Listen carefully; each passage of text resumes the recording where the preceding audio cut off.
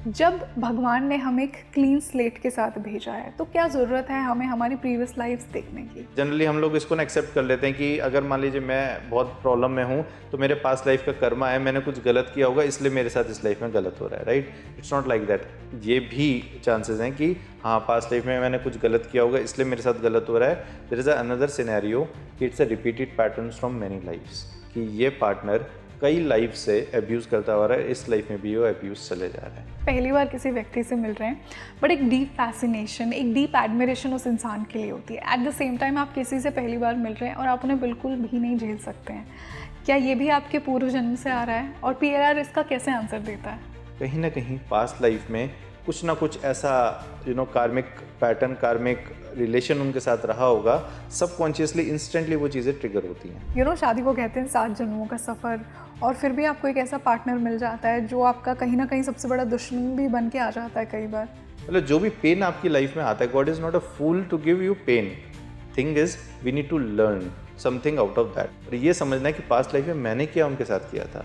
Is it a repeated pattern from past life, या मैंने कुछ उनके साथ गलत किया था इसलिए ये हो रहा है। एंड जहाँ पे पास्ट लाइफ चीज़ों को देख कर it's like reliving that past life again, वो सीन आपके सामने चलता है एक्चुअली। ठीक है, क्या कुछ सोल्स की अनटाइमली डेथ होती है? कई सारी ऐसी रील्स देखते हैं कि बाइक पे आ रहे थे, वो गिर गया, पीछे से ट्रक आ रहा था और उसके नीचे से निकल गया एंड वो बच गया। कैसे? मर तो जाना ही था उसको, उसके नीचे आ गया, right? So there is no untimely death. Basically time आ गया था, निमित्त उस टाइम में कोई बन गया। एग्जैक्टली पास्ट लाइफ रिग्रेशन जब होता है तो प्रोसेस क्या है?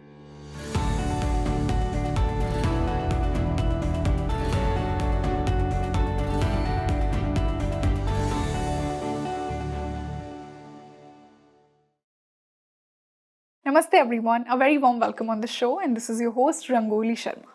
देखिए, अगर मैं आपको कहूँ कि अगर आपको अपनी पास्ट लाइफ के बारे में कुछ इम्पॉर्टेंट 5 सवाल पूछने हो तो वो क्या होंगे?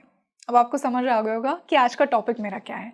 आज मैं आपको पास्ट लाइफ रिग्रेशन में लेकर जाना चाहूँगी। मैं नहीं लेकर जाऊँगी, जो गेस्ट मेरे साथ जुड़े हैं वो आपको लेकर जाएंगे।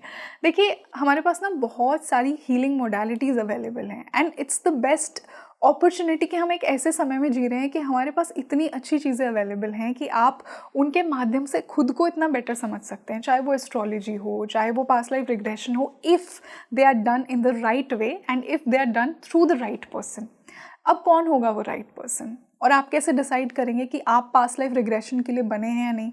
आई एम श्योर आप सबके मन में डाउट आता है कि ये जो सारी मोडालिटीज़ हैं, बहुत से फ्रॉडस्टर्स भी हैं इनमें, बहुत से स्कैमर्स भी हैं जो कहीं ना कहीं आपको सिर्फ वो इमेजिन करवाएंगे जो वो खुद चाह रहे हैं। उसे हिप्नोसिस भी आप बोल सकते हैं।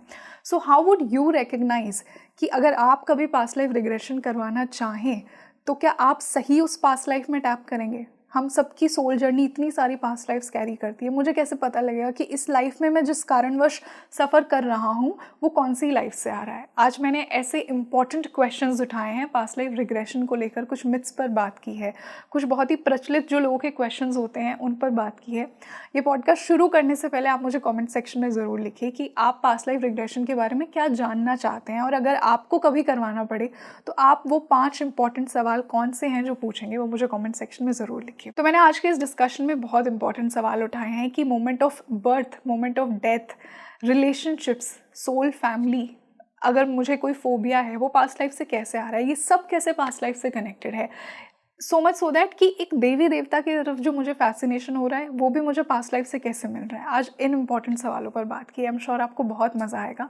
और जो रोल आपकी सोल ने डिसाइड किया है, जैसे मुझे कहीं ना कहीं लगता है मेरी सोल ने डिसाइड किया है कि मैं लोगों तक वो राइट नॉलेज पहुंचाऊं, spiritual knowledge. So I am sure कि आप सभी का भी एक पर्पस है, लेकिन पास्ट लाइफ रिग्रेशन आपकी कैसे हेल्प करेगा उस पर्पस को ढूंढने में, उस सफरिंग को ख़त्म करने में, आज हमने वो बात की है। बहुत ही ज़्यादा मज़ा आएगा। मुझे तो बहुत अच्छा लगा यहाँ बैठकर, और मुझे खुद के बारे में बहुत सी चीज़ें पता लगी आज के इस डिस्कशन से। And what makes this podcast even more special, क्योंकि जो गेस्ट मेरे साथ जुड़े हैं वो खुद एक पास्ट लाइफ रिग्रेशन कोच हैं। Let's welcome Gopal Maheshwari ji on Speaking Tree. Gopal ji, a very warm welcome on the show. Thank you so much. Such a pleasure to sit with you today. और आज आपके साथ एक इतनी इम्पॉर्टेंट हीलिंग मोडालिटी की मैं बात करने वाली हूँ। मैं इसको हीलिंग इसलिए बोल रही हूँ क्योंकि लोगों के जीवन के बहुत बड़े से बड़े पैटर्न जो उनको इस लाइफ में परेशान कर रहे हैं, उसका आंसर इस हीलिंग मोडालिटी में छुपा है जिसका नाम है पास्ट लाइफ रिग्रेशन।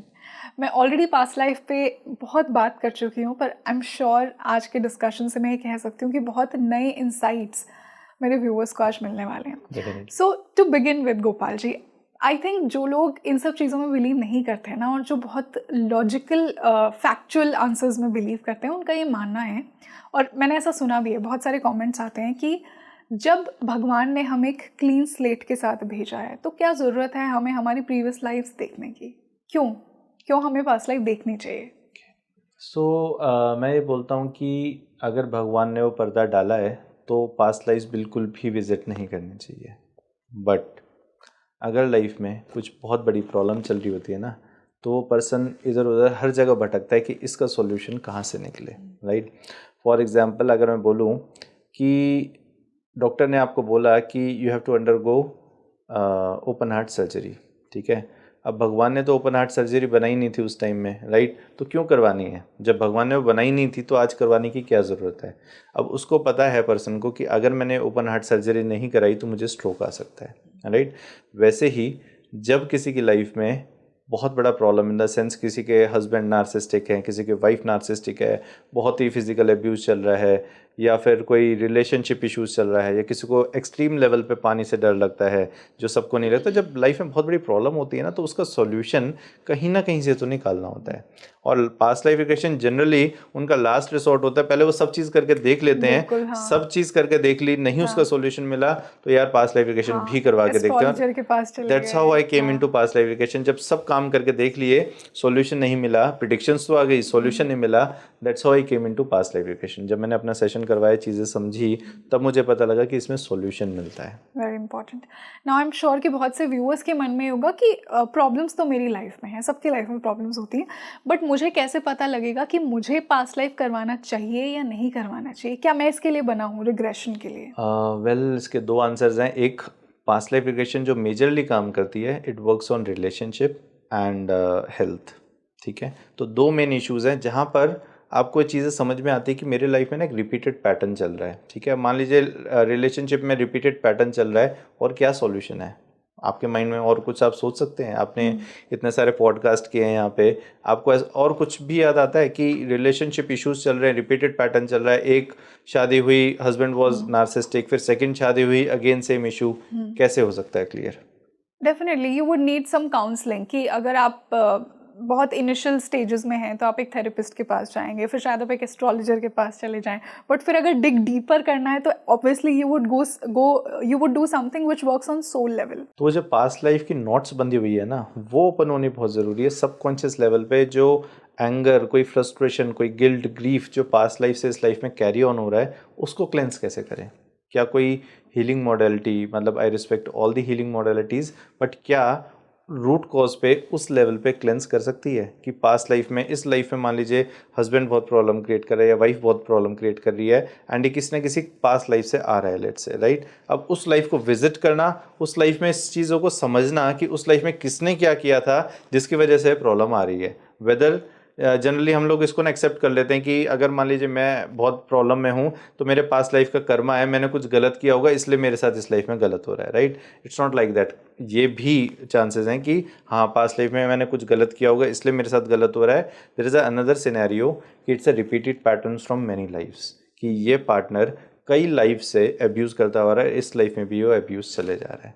तो यस, अगर इस चीज़ को क्लेंस करना है, अगर कोई पर्सन के पास कोई और मॉडलिटी हो इसको क्लेंस करने की, दे कैन गो देयर। मैं इस चीज़ को गारंटी देता हूँ कि पास्ट लाइफ रिग्रेशन में we can actually dig down and ये चीज़ों का रूट कॉज किस किस लाइफ से आ रहा है, उन चीज़ों को ना क्लाइंट देख सकता है बट उसको क्लेंस भी कर सकते हैं। एंड मोस्ट इंपॉर्टेंट चीज़, किसी भी मॉडलिटी में जो थेरेपिस्ट होता है वो प्रिडिक्शन देता है या वो बताता है।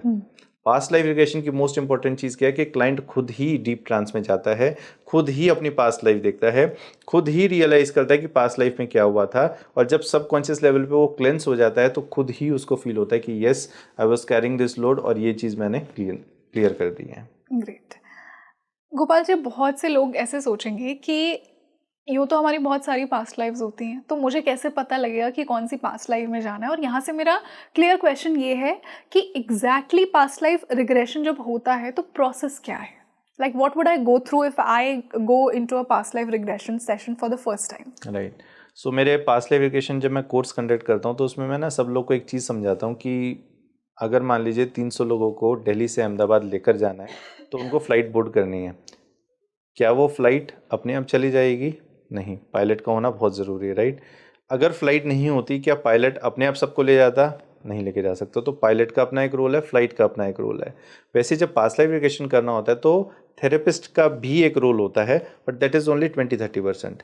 70% जो रोल होता है वो होता है सबकॉन्शियस माइंड का। आपके सबकॉन्शियस में वो सारी की सारी आपकी पास्ट लाइफ्स की मेमोरीज़ हैं। ना सिर्फ मेमोरीज़ हैं, साथ में इमोशंस भी स्टोर्ड हैं। इसलिए जब कोई क्लाइंट पास्ट लाइफ देखता है तो वो रोता भी है, हंसता भी है, इमोशंस भी साथ साथ में फील करता है, राइट?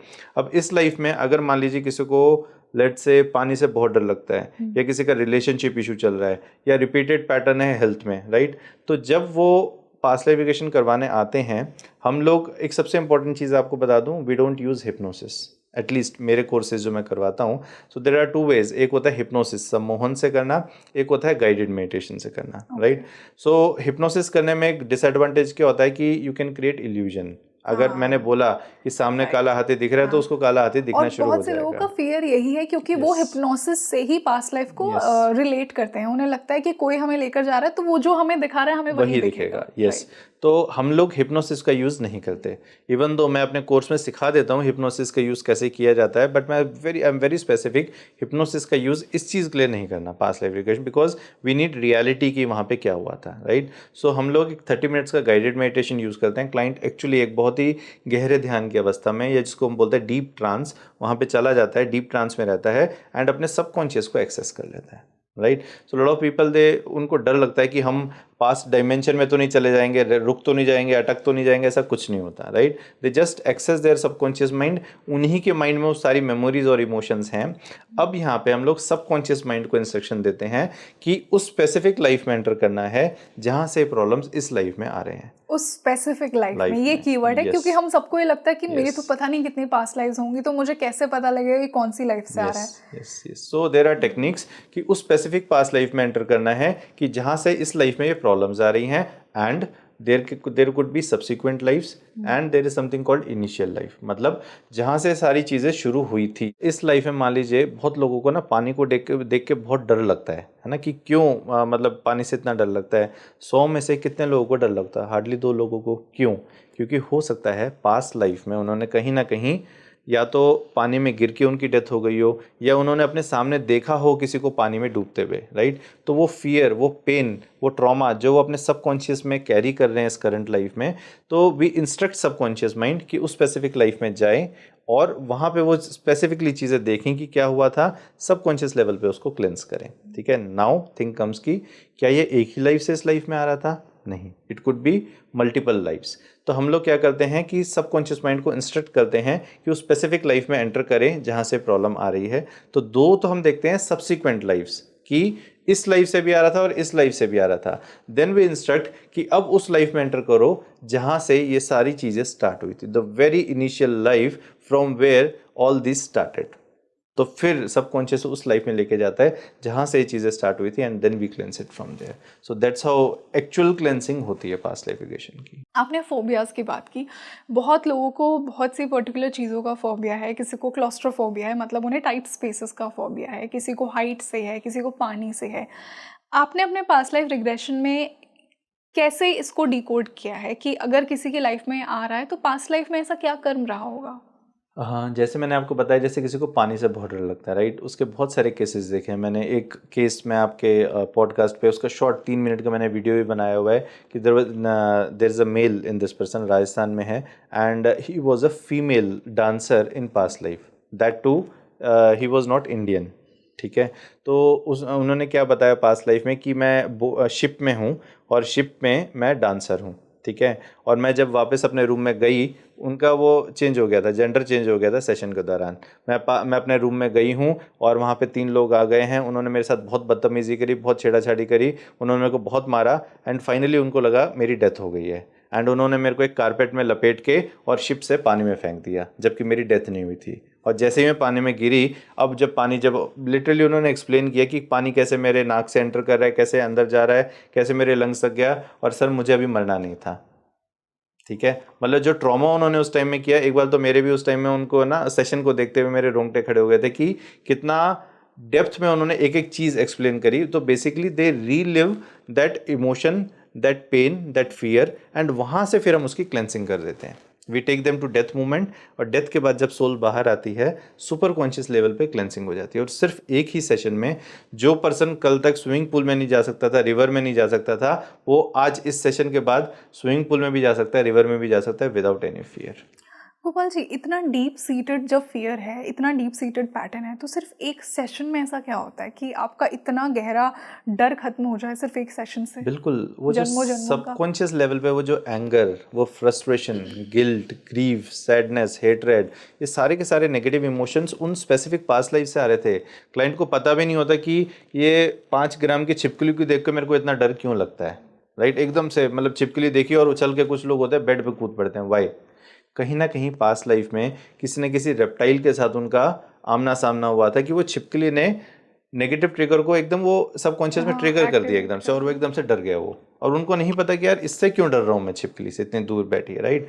पानी से देख के इतना डर क्यों लग रहा है, क्योंकि सबकॉन्शियस में एक नेगेटिव ट्रिगर है, लेकिन उस पर्सन को पता ही नहीं कि मेरे माइंड में ये चीज़ें क्यों आ रही हैं, राइट।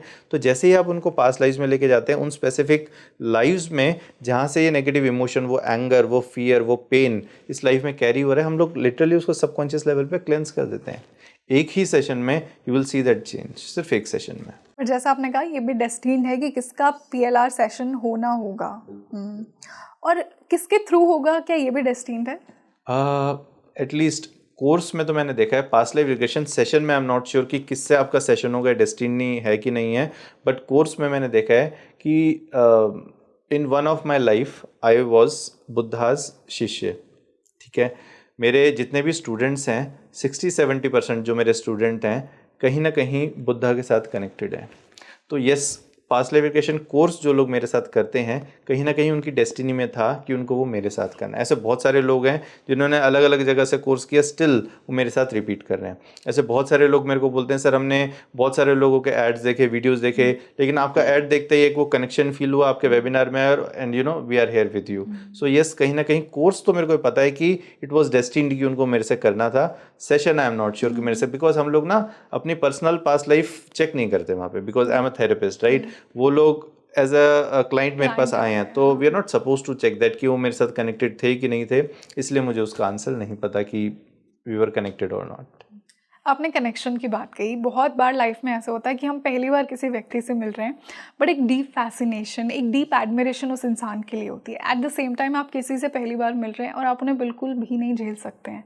क्या ये भी आपके पूर्व जन्म से आ रहा है, और PLR इसका कैसे आंसर देता है? देखिए, मान लीजिए कुछ रिलेटिव आपके आए, घर पे आए, right, and you see someone and बहुत ही आपको अंदर से इरिटेशन फील होती है, अरे यार क्या ही है, मतलब आपने उनसे बात भी नहीं करी एंड यू फील वो इरिटेशन एक फील होती है, and you go to your room, right. क्यों? वाई? कहीं ना कहीं पास्ट लाइफ में कुछ ना कुछ ऐसा कार्मिक पैटर्न, कार्मिक रिलेशन उनके साथ रहा होगा, सबकॉन्शियसली इंस्टेंटली वो चीज़ें ट्रिगर होती हैं, राइट। तो आपको उनके साथ बैठना अच्छा नहीं लग रहा। और कभी कभी ऐसा होता है कि कोई ऐसा फ्रेंड, कोई ऐसे रिलेटिव आए, फर्स्ट टाइम आप उनसे मिल रहे हैं और आधे एक घंटे मिले और इतनी बातें हो गई, ऐसा लग रहा था कि पिछले 5 साल से हम इनको बहुत अच्छी तरह जानते हैं। तो यस, पास्ट लाइफ का कोई एक बहुत ही ब्यूटीफुल, मतलब हर चीज़ में हम लोग रोमांस को नहीं लेके आते। कुछ भी पास्ट लाइफ में वो आपकी मदर होंगी, पास्ट लाइफ में आपके भाई होंगे, बहन होंगी, कि इस लाइफ में और उन्होंने आपको बहुत ही एक्स्ट्रा ऑर्डिनरी हेल्प करी होगी, राइट। और इस लाइफ में जैसे ही वो मिले, सबकॉन्शियस तो पहचान ही लेता है, आप कॉन्शियसली नहीं पहचानते, because God has put those veils, वो भगवान ने पर्दा डाला है, तो कॉन्शियस माइंड नहीं पहचान पाता, सबकॉन्शियसली इंस्टेंटली वो कनेक्शन पहचान जाता है। और जैसा सोल फैमिली की हम बात करते हैं, ऐसा कहते हैं ना कि हमारी आत्मा पहले से चुनकर आती है कि कौन मेरा माता पिता होगा, कौन मेरा भाई बहन होगा, कौन मेरा पार्टनर होगा, बच्चे होंगे, फ्रेंड्स होंगे। बिल्कुल। ये सोल सिलेक्शन किस बेसिस पर सोल करती है? देखिए, जब हमारी डेथ होती है, सोल हायर रेल्म्स में जाती है, राइट। अब बहुत सारे हमारे हिंदूज़ के मिथ्स हैं या जो भी है, हम लोग उस पर डिस्कस नहीं करेंगे, उससे थोड़ा सा और आगे बढ़ते हैं। जैसे हम लोग यहाँ पे अपना 1st standard, 4th standard, 10th standard हम लोग आगे बढ़ते जा रहे हैं, वैसे ही सोल वहाँ पे जाके कॉन्टम्पलेट करती है कि मेरी पास्ट लाइफ मैंने क्यों ली थी, क्या मेरे लाइफ के लेसन्स थे, क्या मेरे पर्पस थे, क्या मैंने वो अचीव किए, क्या अचीव नहीं किए, क्या मुझे वो लोभ था, लालच था, क्या मैंने उस पर्सन के साथ गलत किया, ये सारी चीज़ें क्यों करी, और अब मुझे ये सारी चीज़ें बैलेंस भी करनी है कर्मा, एंड मुझे ये चीज़ें सीखनी है कि मुझे जो सोल के ऊपर वो लेट्स से लालच, लोभ, डिज़ायर्स जो भी वहाँ पे थी, अब इसको कैसे बैलेंस करें और कैसे ये चीज़ों को सीखा जाए कि अब नेक्स्ट लाइफ में वे सब चीज़ें ना रहें, राइट। तो अब वहाँ पर उनको, उस सोल को वो रिलेशंस चाहिए जो या तो उनके लाइफ में प्रॉब्लम्स क्रिएट करेंगे या उनको वो सारी चीज़ें समझाएंगे, राइट। तो और जो हमारे बहुत ही क्लोज होती हैं जो सोल्स, उन्हीं को रिक्वेस्ट करती कि नेक्स्ट लाइफ में आप मेरे हस्बैंड बन जाओ और मेरे साथ ये प्रॉब्लम क्रिएट करना, so that I will understand these things, है ना। आप मेरे पेरेंट बन जाओ। बहुत सारे देयर आर मदर्स जिनके साथ डॉटर एंड मदर का रिलेशनशिप बहुत अच्छा नहीं है, फादर एंड डॉटर का रिलेशनशिप बहुत अच्छा नहीं, देयर आर और कई जगह ऐसे है कि बहुत ही ब्यूटीफुल रिलेशन है, बहुत ही बिल्कुल, क्लोज बहुत स्ट्रॉन्ग। uplifting, हाँ हाँ। बिल्कुल। तो वो सारी की सारी चीज़ें सोल वहाँ पे सिलेक्ट करती है कि नेक्स्ट लाइफ में ये चीज़ें ऐसे ऐसी हो, so that either I undergo this pain और I undergo some sort of wisdom which I'll get from you, and then I'll achieve my life's purpose. Painful relationships के बारे में आपने क्या जाना कि जब आप एक बहुत सपोर्टिंग सोल से भी अपलिफ्ट हो सकते थे, तो आपने एक पेनफुल पर्सन को ही, पेनफुल आपको एक्सपीरियंसेस देने वाली सोल को ही क्यों चुना? जैसे आपने एक बहुत प्रॉब्लमैटिक पार्टनर चुन लिया, आपने एक बहुत ही डोमिनेटिंग फादर चुन लिया, आपने एक ऐसा बच्चा चुन लिया जो कि आपकी लाइफ को बिल्कुल कंफर्टेबल नहीं बना रहा है। तो जब ये अच्छे तरीके से भी हो सकता था, फिर भी आपने सफरिंग क्यों चूज़ की? ये कैसे पता लगे कि अच्छे तरीके से हो सकता था? लेट्स से इस लाइफ में बहुत ही अच्छे फादर है और पैम्पर ही पैम्पर करते जा रहे हैं। अब कैसे पता कि वो बच्चा इतनी पैम्परिंग के बाद उन चीज़ों को सीख पाएगा, राइट। कहीं ना कहीं वो डोमिनेंट फादर ज़रूरी थे। मैं अभी रिसेंटली एक मूवी देख रहा था, माइकल, राइट। तो उसमें उनके जो माइकल जैक्सन है, उसके फादर ने बहुत ही ज़्यादा, मतलब जब वो बच्चा था, जब उसकी पढ़ने लिखने की, मतलब दे शोड कि भाई वो, उसको बुक्स का बहुत शौक था, उसको स्कूल जाने का बहुत शौक था, दूसरे बच्चों के साथ खेलने का बहुत शौक था, बट उसके फादर ने क्या किया, ज़बरदस्ती उसको गाना गाने के लिए वो किया, मोटिवेट किया, चाहे हुक बाय हुक और क्रुक गाना गाना है। उसको शोज़ करवाए। जब वो 8-10 साल का बच्चा था, उसके शोज़ होने शुरू हो गए थे, and finally we know the result कि माइकल जैक्सन कौन है लाइफ में, राइट। तो कहीं ना कहीं वो डोमिनेटिंग फादर की ज़रूरत थी। अगर वही फादर पैम्परिंग करते रहते तो शायद आज ये माइकल जैक्सन नहीं बन पाता। आपने रोमांटिक रिलेशनशिप्स और मैरिज के बारे में क्या समझा है in the past life regression sessions कि शादी को कहते हैं 7 जन्मों का सफ़र, और फिर भी आपको एक ऐसा पार्टनर मिल जाता है जो आपका कहीं ना कहीं सबसे बड़ा दुश्मन भी बन के आ जाता है कई बार। मुझे ये नहीं पता वो सफ़र इंग्लिश वाला सफ़र है कि हिंदी वाला सफ़र है 7 जन्मों का। नॉट श्योर वो 7 जन्मों का सफ़र है कि नहीं, but at the same time I will say कि कहीं ना कहीं, जैसे आपने स्टार्टिंग में बोला था कि सोल खुद ही अपने पेरेंट्स को चूज़ करती है, अपने हस्बैंड को चूज़ करती है, एंड अगर वो हस्बैंड को चूज़ करती है तो आई एम श्योर वो सोल, जब सोल लेवल की बात कर रहा हूँ, वो सोल उनके बहुत ही क्लोज थी, इसलिए उस सोल को चूज़ किया कि आप मेरे हस्बैंड बन जाओ। एक, कर्मा बैलेंस करना हो सकता है। सेकंड, कि मुझे लाइफ में ये अचीव करना है, इसलिए आप मेरे हस्बैंड बनो, और नीचे आके I will undergo this pain. क्योंकि जनरली आप देखेंगे ना, 95% केसेस में husband wife are karmic partners, है ना। और 10-15 ईयर्स की मैरिज के बाद आप देखेंगे, जिसको हम आजकल बोलते हैं ग्रे डिवोर्स, कि भाई या तो मुंह दोनों उल्टी तरफ करके सो रहे हैं, हस्बैंड एक रूम में सो रहा है, वाइफ एक रूम में सो रही है। तो बेसिकली क्या है, वो है कार्मिक पार्टनर्स। रहना उसी घर में है एक, लेकिन एक दूसरे से बात भी नहीं करनी, एंड चीज़ों को समझना भी है, राइट। तो हर, मतलब जो भी पेन आपकी लाइफ में आता है, God is not a fool to give you pain. Thing is we need to learn something out of that, right. जिस दिन आप वो चीज़ें सीख गए, समझ गए, उस दिन वो चीज़ें हो जाएंगी, ठीक है। जैसे अभी जून 2026 में कुछ मेरे साथ कुछ प्रॉब्लम्स हुई, राइट। तो मैंने ना आंख बंद करी, कॉन्टम्पलेट किया, और ये चीज़ समझा कि ये प्रॉब्लम मुझे क्या सिखाना चाहती है, एंड मैं इसको कैसे डील करूँ। फॉर एग्जाम्पल, एक ब्रांडेड कंपनी का AC है, they took 40 days to repair that AC। मेरे ऑफिस का AC चल नहीं रहा था, मेरे कैबिन का, राइट। बहुत सारे मतलब मेल किए, मेरे को केस डालना पड़ा, सब चीज़ किया। अल्टीमेटली 35th डे मैंने आंख बंद करी और मैंने समझा कि यार है क्या, क्या चल रहा है, क्या सीखना है मुझे। तो अल्टीमेटली मेरे को ये समझ में आया, अपने ईगो को ना नीचे करो थोड़ा सा, है ना। केस डालने से एंड उनके ऊपर चिल्लाने से क्या इसी से हो जाएगा सब चीज़ें? नहीं, there is a very strong force, love, right. And you will not believe, जब मैंने बहुत ही प्यार से उनके RM से, जो हैदराबाद का RM था, रीजनल मैनेजर, उनसे मैंने रिक्वेस्ट करी कि सर मेरे ऑफिस का AC चल नहीं रहा है बहुत टाइम से, सब चीज़ें हो गई, सारा उनको बताया। Set Gopal give me 2 days, and you will not believe third day fourth day वो काम हो गए, जो कि 35 डेज से नहीं चल रहे थे। Out of ego I was doing all those things. So that was my learning कि भाई सभी चीज़ें ईगोइस्टिक उससे ड्राइव नहीं होती, प्यार से भी कुछ चीज़ें करी जा सकती है। तो जब लाइफ में, एटलीस्ट मैं अपनी बता रहा हूँ, मेरे लाइफ में प्रॉब्लम्स आते हैं, पहले तो of course as a human being हम लोग उसको डील करते हैं, चिल्लाते भी हैं, सब चीज़ें, बट लास्ट में when you close your eyes, when you contemplate and understand कि ये प्रॉब्लम मेरी लाइफ में क्या सिखाने आया है, राइट। एक तो क्या सिखाने आया है, पहले तो उसका आंसर मिलता है, then how do you implement that in your life. जब आप उसको इम्प्लीमेंट करते हैं, आप देखेंगे वो प्रॉब्लम ही चली जाती है, चाहे वो बहुत बड़ा प्रॉब्लम हो, बीट नार्सिस्टिक हस्बैंड, या छोटा सा केस जैसे मैंने आपको बताया एक एसी की कंपनी का, right. When you there are two things, one is to understand कि प्रॉब्लम क्यों आई है, एंड उसका लेसन सीख के you implement that thing in your life, और आप देखेंगे रिलेशनशिप्स चेंज होने शुरू हो जाते हैं। बिल्कुल, कई बार हम हमारे इंटेंशन को, रिएक्शंस को थोड़ा पॉजिटिव कर देते हैं, तो जैसा आपके केस में हो कि बहुत ब्यूटीफुल रिस्पॉन्स हमें यूनिवर्स ही देता है। या हस्बैंड वाइफ के केस में मैं आपको बताता हूँ, अल्टीमेटली जो डिवोर्स होता है मैक्सिमम केसेस में एक ईगो होता है बीच में, राइट। काफ़ी केसेस में ऑफ कोर्स नार्सिस्टिक हस्बैंड या नार्सिस्टिक वाइफ भी होते हैं, बहुत सारे केसेस में ईगो हेसल भी होता है। And when we do past life regression, जब लेट्स से वाइफ ने या हस्बैंड ने, जिसने भी सेशन करवाया, एंड व्हेन दे सी कि पास्ट लाइफ में मैंने इसके साथ ऐसा किया था, है ना, मैंने इतनी प्रॉब्लम क्रिएट करी थी, मैंने इसको रात को बाहर निकाल दिया था, इतना मारा था, पीटा था, सब चीज़ें हैं, देन दे अंडरस्टैंड कि यार मैंने तो बहुत टॉर्चर किया है, इसके अगेंस्ट में इसने तो अभी कुछ किया ही नहीं मेरे साथ, राइट।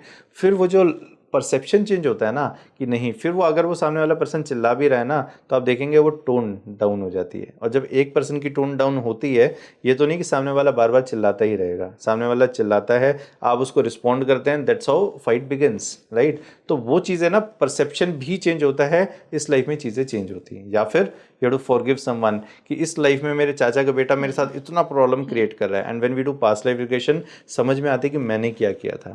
वहीं पर सोल लेवल पर उसी टाइम उनसे पूरे दिल से माफ़ी मांगी कि आप प्लीज़ मुझे माफ़ कर दो, मैं समझा कि हाँ मैंने ही गलत किया था, पूरे दिल से मैं माफ़ी मांगता हूँ। वहीं पर सोल लेवल पे माफ़ी मांगी, आप देखेंगे इंस्टेंटली इस लाइफ में चेंजेस आने शुरू हो जाते हैं। सिंस आपने फॉरगिवनेस की बात की, क्या फॉरगिवनेस हमारा कर्म सेटल कर दी थी एक सोल के साथ? कितना बड़ा रोल है फॉरगिवनेस का कार्मिक चीज़ों, जो नेगेटिव कार्मिक चीज़ें, उन्हें पॉजिटिव करने में? कर्मा की बात तो मैं नहीं करूंगा, बट हाँ, forgiveness as such, like you know, there is something called ho'oponopono, right. Only thing is कि वो हम करते हैं कॉन्शियस लेवल पे, ठीक है। जैसे फॉर एग्जांपल आपके चाचा के बेटे ने प्रॉपर्टी का हिस्सा नहीं दिया, ठीक है। मैं बोलूँ जी अब उनसे माफ़ी मांग लो, तो यार मैं कैसे माफ़ी मांग लूँ, और मैं क्यों मांग लूँ? गलत किसने किया?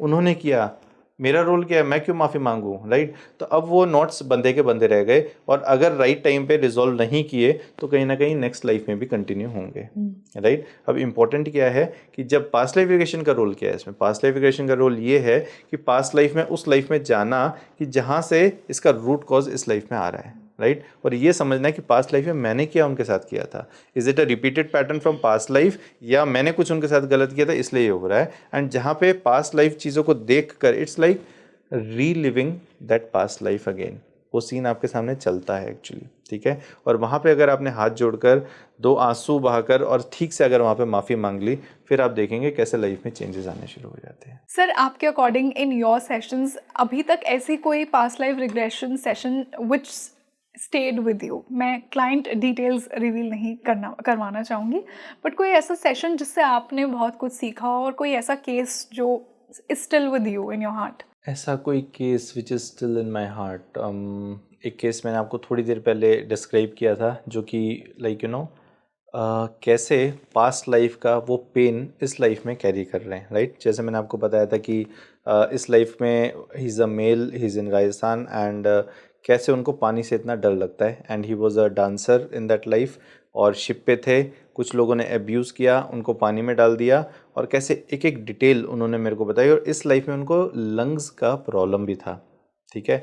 कैसे वो पानी उनके लंग्स में गया, एंड जितने टाइम वो लंग्स में गया वो उस पेन को फील कर पा रहे थे, और वो बोले कि सर मुझे अभी नहीं मरना था, ये मेरा टाइम नहीं था, राइट। एक तो है कि पर्सन प्रिपेयर्ड होता है कि हाँ मेरी डेथ आ गई, that person was not prepared कि मेरा टाइम नहीं आया था, और कैसे उस पेन को, उस फियर को इस लाइफ में कैरी कर रहे थे, right. So that's very important. हर पास्ट लाइफ रिग्रेशन से ना कुछ ना कुछ सीखने को मिलता है। There was a case, very beautiful case, एक हस्बैंड वाइफ का, जहाँ पे उस लाइफ में आई मीन इस करंट लाइफ में हस्बैंड नार्सिस्टिक है, डिवोर्स देना चाहता है, वाइफ इतना एब्यूज लेने के बाद भी अभी भी बहुत प्यार करती है, ठीक है। एंड आई वाज लाइक, जब वो आई मेरे पास तो she is my student now, तो उन्होंने बोला कि सर मैं उनसे बहुत प्यार करती हूँ, मुझे तो नहीं छोड़ना इनको, लेकिन वो मेरे मतलब डिवोर्स लेने पे आतुर हैं। जब पास्ट लाइफ रिग्रेशन सेशन किया, देन वी सॉ लाइक एक सेशन ही उनके तो मल्टीपल सेशंस हुए थे कि कैसे अलग अलग लाइफ से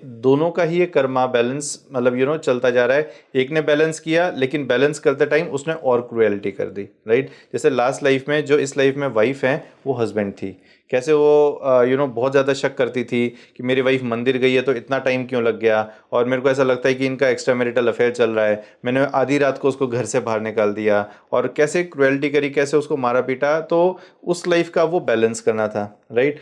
वाइफ ने कर्ज दिया कि जो मेरे साथ हुआ है मेरी गलती भी नहीं थी और तुमने इतना मेरे को टॉर्चर किया, अब ये तुम्हारे साथ भी हो, मेड भी सो, राइट। एंड इस लाइफ में फिर से वो चीज़ें हो रही हैं कि अब हस्बैंड उसको टॉर्चर कर रहा है। बट नाउ थिंग इज, क्या इससे चीज़ें रिजॉल्व हो जाएंगी? नहीं, ये तो एंडलेस सर्कल बन गया अब ये, क्योंकि इस लाइफ में शायद हस्बैंड कुछ ज़्यादा ही टॉर्चर कर दे तो अगेन एक कर्मा बन जाएगा फिर इस लाइफ में। नाउ थिंग इज कि इसको ब्रेक कैसे करें, दैट्स मोस्ट इम्पोर्टेंट। जैसे मैंने आपको बोला, पास्ट लाइफ की नोट्स हैं। एक पर्सन को तो पूरे दिल से माफ़ करना पड़ेगा कि जो मैंने किया उन सभी चीज़ों के लिए मैं माफ़ी मांगती हूँ कि मैंने ये गलतियाँ करी, एंड आई टोटली अंडरस्टैंड कैसे करेंगे? पास्ट लाइफ्स देखी ही नहीं, मान लीजिए उन्होंने वो पास्ट लाइफ्स देखी ही नहीं, तो माफ़ी क्यों मांगेंगी? पता ही नहीं ना कि क्या हुआ था। Now since she has seen so many past lifes, अब उनको मालूम है कि किस किस पास्ट लाइफ में मैंने क्या क्या किया था, तभी तो माफ़ी मांग पाएंगे दिल से, नहीं तो माफ़ी कैसे मांगेंगे, राइट। वैसे ही तुमने मेरे साथ ये किया, इस पेन को, इस टॉर्चर को मैंने फील किया हुआ है पास्ट लाइफ में और इसमें भी कर रही हूँ, लेकिन स्टिल मैं तुम्हें पूरे दिल से माफ़ करती हूँ, अदरवाइज ये पैटर्न कंटिन्यू ही होता रहेगा। उसने बोला सर मुझे नहीं कंटिन्यू करना इस पर्सन के साथ, राइट। तो बेसिकली इन प्रिंसिपल ये बहुत इंपॉर्टेंट है, जो स्टिंग्स अटैच्ड हैं, पास्ट लाइफ की हो, प्रेजेंट लाइफ की हो, कि मैंने जो जो किया पास्ट लाइफ में और इस लाइफ में मैं उसके लिए माफ़ी मांगती हूँ, और जो तुमने किया मेरे साथ उसके लिए मैं तुम्हें माफ़ करती हूँ। बट कॉन्शियस लेवल पे पॉसिबल नहीं है। कॉन्शियस लेवल पे आप कितना ही बोलते जाइए, पॉसिबल नहीं है। For that you have to realise कि एक्चुअली हुआ क्या है। वो सारी मेमोरीज वो सारी उनके पास थी कि हाँ ये चीज़ें हुई हैं, तब जाके वो माफ़ी मांगी उन्होंने। कॉन्शियस लेवल पे तो हम बहुत लॉजिकली सोचते हैं कि मैं तो हमेशा सबका अच्छा ही चाहता हूँ, मैंने तो किसी का बुरा किया ही नहीं, मेरे तो अभी भी आपके लिए अच्छे इंटेंशन है, फिर भी आप मेरे साथ इतना बुरा क्यों कर रहे हैं। True, very beautiful. I think एक बहुत इंपॉर्टेंट कॉन्सेप्ट मैं यहाँ पर पूछना चाहूँगी डेथ के बारे में। आपने पास्ट लाइफ रिग्रेशन से डेथ के बारे में क्या समझा है? क्योंकि ऐसा कहते हैं ना कि जो क्षण है मृत्यु का वो बहुत इंपॉर्टेंट होता है, वो जो इच्छाएं आपकी अधूरी रह गई वो सोल फिर से उन इच्छाओं को लेकर आती है, तो ये सब कैसे कैरी फॉरवर्ड होता है? दो तरीके से इसको देखा जाए। एक स्पिरिचुअल वे, देखिए हम लोग till we are in body we are in our subconscious state, ठीक है। जैसे ही सोल बॉडी से बाहर आ जाती है we are in our super conscious state, ठीक है। सो हम लोग जो पास्ट लाइफ रिग्रेशन करते हैं, जब किसी को पास्ट लाइफ में लेकर जाते हैं, एंड जब तक वो अपनी पास्ट लाइफ देखता जाता है, इज इन सबकॉन्शियस लेवल, वो सारी चीज़ें देखकर बताता जाता है। एज अ थेरेपिस्ट मैं नोट करते जाता हूँ, फिर मैं उसको बोलता हूँ अब अपने डेथ मोमेंट पे जाओ। डेथ मोमेंट उनका क्रॉस करवाता हूँ, पूछता हूँ सोल बाहर आ गई है, यस। फिर यहाँ से एक्चुअली उनकी सुपर कॉन्शियस स्टेट स्टार्ट होती है। कितना पेनफुल होगा ना जब वो डेथ मोमेंट पे जाते हैं। नहीं, वी जस्ट टेल देम कि अब इसको क्विकली क्रॉस कर जाओ। यस, वो पेन को हम लोग उनको फील भी करवाते हैं, बिकॉज जो डेथ मोमेंट होता है ना, उस टाइम में पर्सन अपनी सारी ज़िंदगी को याद कर लेता है कि मैंने इसके साथ ये किया, मेरे साथ ये नहीं हुआ।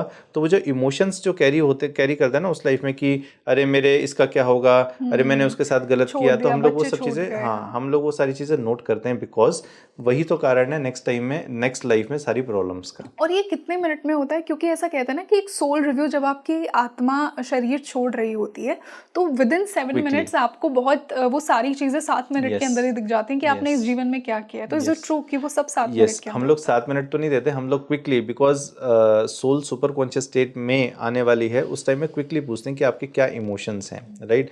क्या चीज़ें आप फील कर रहे हैं, क्या बॉडी में कोई फिजिकल पेन है, कोई बीमारी है। तो किसी ने बोला हाँ मेरा पेट बहुत ज़्यादा ब्लोटिंग कर रहा है, मेरा लेफ्ट हैंड में ऐसा ऐसा पेन हो रहा है, तो we just note all those things कि उस लाइफ से क्या फिजिकल बॉडी का पेन और क्या मेंटली वो चीज़ें कैरी कर रहा है।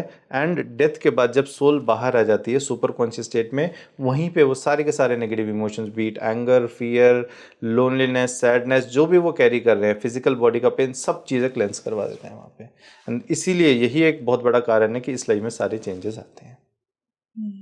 एंड डेथ से क्या सीखा? डेथ से ये सीखा मैंने कि जैसे हम लोग इंडिया में समझते हैं कि डेथ होगी एंड XYZ आपको लेने आएंगे और फिर आप ऐसे हाँ, जाएंगे। ये मेरा अगला क्वेश्चन हाँ, था कि ऐसा आपके ऐसा कुछ नहीं फोर होता। फादर्स आते हैं या फिर जिस देवी देवता Yes. में आप बिलीव करते हैं वो आते हैं लेने।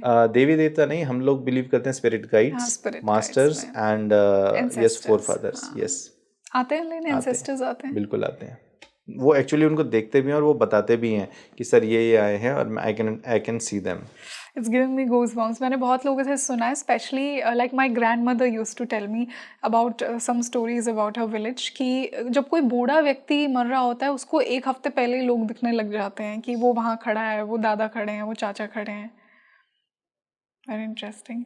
तो मतलब एक्चुअली तो हमारी कॉर्ड्स कनेक्टेड ही है ना, हम बस भूल जाते हैं। Yes, true.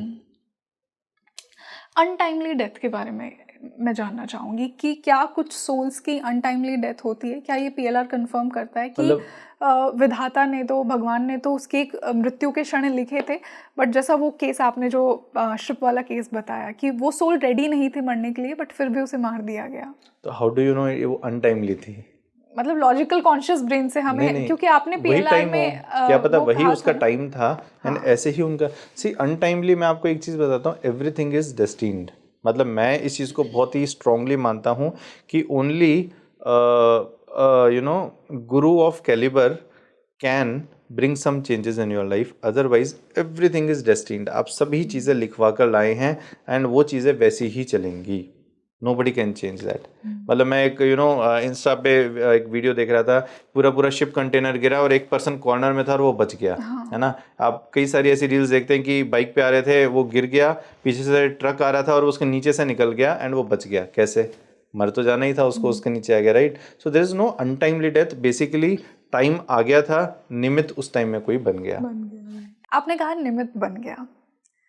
कई बार हमारा कुछ सोल्स के साथ ऐसा कर्म होता है कि उस सोल को हमें सफ़र करवाना ही होता है, लेकिन क्या एक सोल कॉन्शियसली ये चूज़ कर सकती है कि मैं वो निमित्त ना बनूं, कि पेन देना लिखा तो था पर मैं वो पेन ना दूं, क्योंकि अगर मैं पेन दूंगा तो फिर से कर्म का लूप क्रिएट होगा? इसका आंसर मैं ऑलरेडी आपको बता चुका हूँ कि जब हम सोल फैमिली में आते हैं, आप हेल्प किससे मांगेंगे?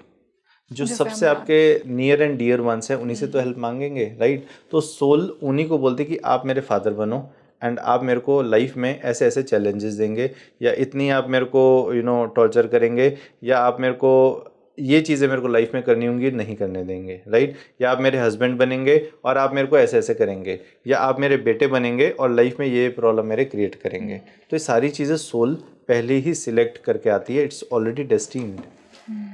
तो पेन तो उसको देना ही पड़ेगा, बिकॉज वो ऑलरेडी वो एक कॉन्ट्रैक्ट बना के आए हैं। सोल कॉन्ट्रैक्ट, सोल एग्रीमेंट, सारी चीजें पहले ही बनी हुई हैं, यहाँ तो एग्जीक्यूट हो रही हैं। तो लेकिन वो पेन दे रहा है तो क्या वो नया कर्म नहीं क्रिएट कर रहा? ऑफ कोर्स कर रहे हैं। लाइफ का सबसे बड़ा प्रॉब्लम ही यही है कि हम लोग सोचकर, तो सोल ये सोच कर आती है कि मुझे ये चीजें करनी, एक ब्लूप्रिंट बना के आते हैं हम लोग, राइट? कि ये चीजें करेंगे और ये सारी चीजें बैलेंस कर लेंगे, ठीक है? लेकिन अब विधाता का विधान ये है कि जब हम आते हैं तो पर्दा तो पड़ जाता है, और वो ब्लूप्रिंट क्या था वो तो भूल जाते हैं और नए कर्मों में लग जाते हैं। तुमने मेरे साथ ऐसा किया, अब मैं तुम्हारे साथ ऐसा करूंगा। तो बस, तो वो सेटल तो होता नहीं है और आगे बढ़ना शुरू कर देता है। इसलिए तो हम लोग आगे बढ़े जा रहे हैं, life on life. Very important. Gopal ji, past life regression के बेसिस पे मैं ये सवाल पूछ रही हूँ, क्या न्यू सोल और ओल्ड सोल के भी कुछ साइन है? क्योंकि आजकल लोगों को ना, कुछ लोग ऐसा बहुत सोचते हैं कि अगर मैं मेडिटेशन करता हूँ, अगर मेरा स्पिरिचुअलिटी में इंटरेस्ट है, अगर मुझे बहुत एंटीक चीज़ें पसंद है, तो मे बी मेरी आत्मा की बहुत लंबी यात्रा रही है, maybe I am an old soul as people से। तो क्या साइंस हैं कि एक सोल न्यू है या ओल्ड है, और इस लाइफ में मुझे वो पैटर्न्स कैसे दिखेंगे? It's not about old soul या न्यू सोल, इट्स अबाउट, जो इस लाइफ में अगर आप देखेंगे बहुत ही स्पिरिचुअली एलिवेटेड पर्सन्स हैं, कहीं ना कहीं पास्ट लाइफ्स में उन्होंने किसी न किसी बहुत ही स्पिरिचुअली एलिवेटेड पर्सन के साथ काम किया होगा, राइट? जैसे मैं एक बहुत ही बड़े संत को जानता हूँ जो कि पास्ट लाइफ में स्वामी विवेकानंद के गुरु भाई थे। and he in this life he's like at a very big level, right? He's a very big guru. So it's like उसमें ओल्ड सोल और न्यू सोल का कॉन्सेप्ट कहाँ आता है उसमें?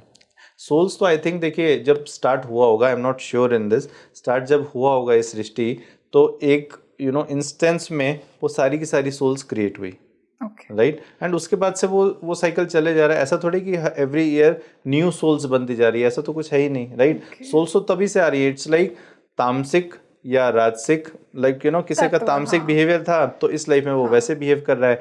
किसी ने पास्ट लाइफ में बहुत ही धर्म का काम, कर्म का ऐसे कुछ काम किया हो या बहुत ही मेडिटेट किया हो, विजडम पाई हो, तो इस लाइफ में again that person has chosen this life कि मैं आगे वो विजडम आगे प्रोवाइड कर रहा हूँ लोगों को। ये जो आपने तत्व की बात की कि कुछ सोल्स बहुत सात्विक होती हैं, कुछ तामसिक होती हैं, ये तत्व कैसे डिसाइड करती है सोल? तत्व कैसे डिसाइड नहीं करती, again it's like soul contract and soul agreement कि इस लाइफ का पर्पस क्या है। जैसे कुछ लोगों का इस लाइफ का पर्पस ही ये है कि पास्ट लाइफ में मैं बहुत ही दरिद्र था, बहुत ही गरीब था, अब मेरे को बहुत पैसा कमाना है, बहुत नेम एंड फेम करना है, बहुत ही मेरे को ये करना है, राइट? मैंने अपनी पास्ट लाइफ देखी थी तो मेरे को ये था कि इस लाइफ में मुझे इस मोडेलिटी को लोगों को सिखाना है, and not only in this life, past life में मैं इस चीज़ को कर चुका हूँ। तो सबका लाइफ पर्पस अलग अलग है। तो किसी का लेट से, अगर I am not sure, Swami Vivekananda whenever he chooses to come back on earth, तो उनका पर्पस क्या होगा? सेम चीज़ कि मैं लोगों को आगे कैसे विजडम दूँ, कैसे लिबरेशन अचीव कर सके, सेम चीज़। और मुझे यहाँ बैठकर ये लगता है कि मेरा कहीं ना कहीं था कि मैं स्पिरिचुअल नॉलेज लोगों तक पहुँचाऊँ, वो ज्ञान, विजडम। कहीं ना कहीं आई एम श्योर, मतलब आप किसी ना किसी स्पिरिचुअल सेंट से किसी ना किसी पास्ट लाइफ में कनेक्टेड होंगे। जैसे मैंने आपको बताया, मेरे बहुत सारे स्टूडेंट्स कहीं ना कहीं बुद्धा से कनेक्टेड थे, राइट? तो इस लाइफ में इसलिए वो लोग एस्ट्रोलॉजर बन सके, हीलर बन सके। ऐसा नहीं कि आउट ऑफ ब्लू कोई भी एस्ट्रोलॉजर बन जाएगा, कोई भी हीलर बन जाएगा, नहीं। मतलब ये अंदर आपके कुछ क्वालिटीज़ होती हैं। जब मैं क्वेश्चन आंसर सेशंस वगैरह लेता हूँ, बहुत सारे स्टूडेंट्स ऐसे क्वेश्चंस पूछ लेते हैं जो मैंने इस लाइफ में कभी सीखी नहीं, ना एक्सपीरियंस करी, बट स्टिल अंदर से वो आंसर आ जाते हैं। और आंसर देने के बाद आता है कि यार ये कहाँ से आया आंसर। तो कहीं ना कहीं सबकॉन्शियस लेवल पे पास्ट लाइफ में कोई ना कोई विजडम, कोई ना कोई ज्ञान अर्जित किया था, वो ऑटोमेटिकली सबकॉन्शियसली वो आ गया वो। तो अगर आपको अंदर से वो फील होता है कि आपको लोगों को गाइड करना है, लोगों को विजडम देनी है, तो आई एम प्रीटी श्योर कहीं ना कहीं पास्ट लाइफ का कुछ ना कुछ आ रहा है। और इस लाइफ में आई एम श्योर कहीं ना कहीं वो चीज़ें जैसे ही ओपन अप होंगी and you will be there कि हाँ, you will see lot of people, आपसे जो है लोग सीख रहे हैं वो चीज़ें। आपने एक चीज़ कही कि पहली बार जब सृष्टि की रचना हुई तो सोल क्लस्टर के फॉर्म में सारी सोल्स आई। नहीं, मैंने कही नहीं, मैंने कहा ऐसा हुआ होगा। आपने क्योंकि न्यू सोल और ओल्ड सोल की बात करी, तो मैंने कहा शायद मैं इस कॉन्सेप्ट को नहीं मानता, new soul and old soul. Souls तो एक ही टाइम में आई होगी। उसके बाद जैसे जैसे उनके कर्मास होंगे, जिस वो कुछ लोगों ने लोभ, काम, क्रोध, अहंकार को चूज किया, कुछ लोगों ने विजडम को चूज किया, एंड दैट्स हाउ उनकी लाइफ आगे बढ़ती गई। वैसे इससे मेरा सवाल ये था कि हम सबकी जो फर्स्ट ह्यूमन लाइफ है, जहाँ पे हमने कोई अच्छा बुरा कर्म किया ही नहीं, वो लाइफ कैसे होगी? अच्छा बुरा कर्म हमने किया ही नहीं, ऐसा तो पॉसिबल नहीं है। जैसे मैंने अभी बताया कि कुछ लोग फंस गए लोभ में, काम, क्रोध में, और उन्होंने वैसे काम किए। कुछ लोग उस विजडम, वो उनके अंदर वो विजडम थी और उन्होंने अपना वो सात्विक जीवन चूज किया, एंड दैट्स हाउ जो उनके उस लाइफ में संस्कार बने, आगे वो स्टोरी कंटिन्यू होती है। ऐसा कहते हैं ना कि आपको अगर सफरिंग मिल रही है इस लाइफ में, तो आपने अपने पिछले जन्मों से आपको लेकर आ रहे हैं। बट आई एम श्योर कि एक जन्म तो हम सबका ऐसा होगा, द फर्स्ट ह्यूमन बर्थ, जहाँ पे मैं अच्छा बुरा कर्म मैंने किया ही नहीं था स्टार्ट करना, मैंने शुरुआत वहाँ से की। I am talking about that journey. That's what. तो उस लाइफ में नहीं, जो फर्स्ट लाइफ थी उसमें आपने कुछ नहीं किया, मतलब जो इनिशियल जब आप अर्थ पे आए, हाँ, हम कुछ तब कुछ नहीं करके आए थे। हाँ, हाँ, और right? उस फर्स्ट जन्म में हमने चीजें की। यस, तो आप बिल्कुल प्योरेस्ट फॉर्म में थे, right? But when we took human birth, अब एक बहुत इंपॉर्टेंट चीज है कि गॉड में और ह्यूमन बीइंग में क्या फर्क है, that is mind, right? God doesn't possess mind. आप जो मांगते हैं तथास्तु। अब आपने अच्छा मांगा कि रावण ने जो मांगा उसको तथास्तु कर दिया, right? So it's very important, human being possesses mind, ठीक है? तो जो उस टाइम में, अब mind is very powerful thing. अगर आज आपने सोच लिया कि मुझे स्पिरिचुअलिटी की तरफ जाना है, विजडम की तरफ जाना है, मुझे ये चीज़ें एक्वायर करनी है, ये स्पिरिचुअल स्टेट्स एक्वायर करनी है, तो आपका माइंड आपको हेल्प करेगा और उस डायरेक्शन तक ले जाएगा। और अगर आज मैंने सोच लिया कि मुझे तो लोगों को चीट करना है, मुझे तो पैसा कमाना है, वो चाहे कैसे भी कमाऊं, मतलब बस लोगों से पैसा ले लो और काम किया नहीं किया, अगर वो लोभ आ गया, वो एंगर आ गया, वो फ्रस्ट्रेशंस अगर आ गई, तो मैं अकॉर्डिंगली मेरी लाइफ लीड करता जाऊंगा, राइट। तो जो वेरी फर्स्ट लाइफ सभी के पास वो ऑप्शन हुए होंगे, राइट। आप आए तो थे प्योरेस्ट फॉर्म में, ऑप्शन सारे थे बिकॉज माइंड हमारे पास था। अब जिसने जो चूज किया उसके हिसाब से आगे चलते गए। कई बार ऐसा होता है कि हमें ना एक देवी देवता की तरफ भी बहुत कनेक्शन, बहुत फैसिनेशन फील होता है। आपके परिवार में किसी ने आपको नहीं कहा कि आप इनकी पूजा करें, बट अचानक से आपका मन करता है उनकी आराधना करने का, तो क्या ये भी पूर्व जन्मों से आ रहा है और क्या पास्ट लाइफ इसे कंफर्म करती है? पूर्व जन्म से ऑफ कोर्स, अगर मान लीजिए आप कोई बहुत ही बड़े, लेट्स से फॉर एग्जांपल बहुत ही बड़े हनुमान जी के भक्त थे, तो डेफिनेटली इस लाइफ में वो चीज़ें अट्रैक्ट तो करेंगी। Know whether that is right practice और रॉन्ग प्रैक्टिस वो मुझे नहीं पता, बट येस, अगर पास्ट लाइफ में आपने कुछ किए हुए हैं ऐसे, मतलब कोई रिचुअल्स किए हैं, कोई मूर्ति पूजा की है, तो इस लाइफ में डेफिनेटली आपको अट्रैक्ट तो वो चीज़ें डेफिनेटली करेंगी। Very important. क्या आपने कोई ऐसी सोल का पास्ट लाइफ रिग्रेशन किया है कि जिसका आपको श्योर हो कि ये उसकी लास्ट लाइफ है, इसके बाद तो उसे मोक्ष की ही प्राप्ति होगी? ऐसी सोल्स की वाइब्रेशन कैसी होती है? देखिए, past life is something about your past, है ना। हम लोग फ्यूचर लाइफ प्रोग्रेशन नहीं कर रहे हैं। हाँ। कि आपका फ्यूचर क्या होने वाला है। देखिए, फ्यूचर आपके हाथ में है। जैसे मैंने बोला, you have mind, you possess mind. अब इस माइंड को और इस जीवन को कैसे यूज़ करना है, राइट। अगर इस लाइफ को आखिरी बर्थ बनाना है तो it is up to you, right. वो सारे कर्मास जो करने हैं वो ठीक हों, जो रिलेशनशिप्स रखने हैं वो ठीक हो, प्लस जो अपना खुद का आंतरिक ध्यान करना है, अपनी आंतरिक क्लेंसिंग्स करनी है, राइट। वो तो अल्टीमेटली पता मैक्सिमम लोगों को होता है कि करना क्या चाहिए, राइट, मोक्ष प्राप्ति के लिए। मोक्ष प्राप्ति के लिए। बट क्या वो करता है? Because as a human being हमें बहुत सारी डिजायर्स अट्रैक्ट करती हैं, राइट। अब मुझे लेट से पैसा कमाना है, यार मोक्ष तो बाद में आ जाएगा, वो बाद में के चक्कर में यही नहीं पता डेथ कब हो जाएगी, right. So we all know कि करना क्या है मोक्ष के लिए, बट क्या हम वो करते हैं उस चीज़ पे डिपेंड करता है। डजेंट, मतलब इसका पास्ट लाइफ रिग्रेशन का और इसका कोई वो नहीं है, कनेक्शन नहीं है। पास्ट लाइफ रिग्रेशन से सिर्फ ये पता लगता है कि इस लाइफ में जो प्रॉब्लम्स चल रही हैं उसका रूट कॉज क्या है, क्या उसको क्लेंस किया जा सकता है सबकॉन्शियस लेवल पे। बिकॉज हम कर्मा क्लेंस नहीं कर सकते, we are not God, right. Karma नहीं क्लेंस कर सकते, सिर्फ नेगेटिव इमोशंस, वो anger, frustration, guilt, grief, sadness जो पास्ट लाइफ से आ रही है, सिर्फ उसको क्लेंस कर सकते हैं, लाइफ में चेंजेस ला सकते हैं, दैट्स ऑल।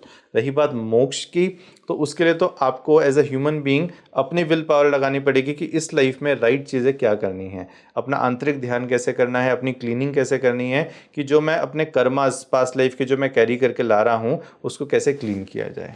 ये आपकी सेल्फ अवेयरनेस पे डिपेंड करता है कि कैसे आप उस कर्म को सेटल करेंगे। बिल्कुल।